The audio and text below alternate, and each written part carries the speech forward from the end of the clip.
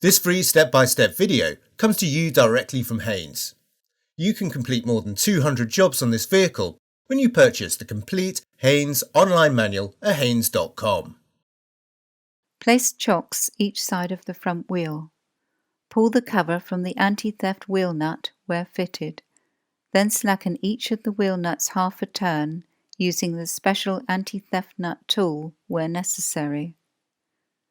Position the workshop jack head under the rear differential housing and raise the vehicle until the rear wheel is clear of the ground. Position an axle stand under the chassis member to support the vehicle. Now position the jack head under the rear axle and raise the jack until it's supporting the axle weight. Fully slacken the wheel nuts and remove the wheel.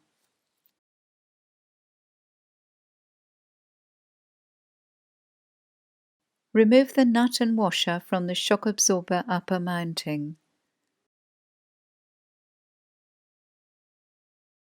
Unscrew the nut from the lower mounting and slide off the outer mounting rubber and its washers, noting their correct fitted positions.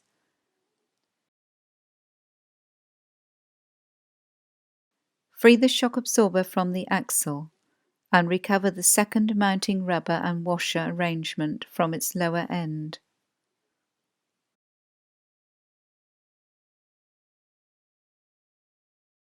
Remove the shock absorber from the vehicle and recover the inner rubber from its upper mounting.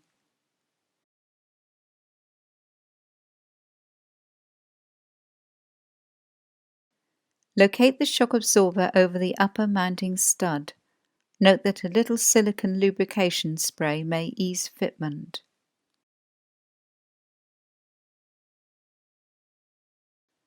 Locate the rubber and washer to the lower end of the shock absorber, then locate it into the axle bracket.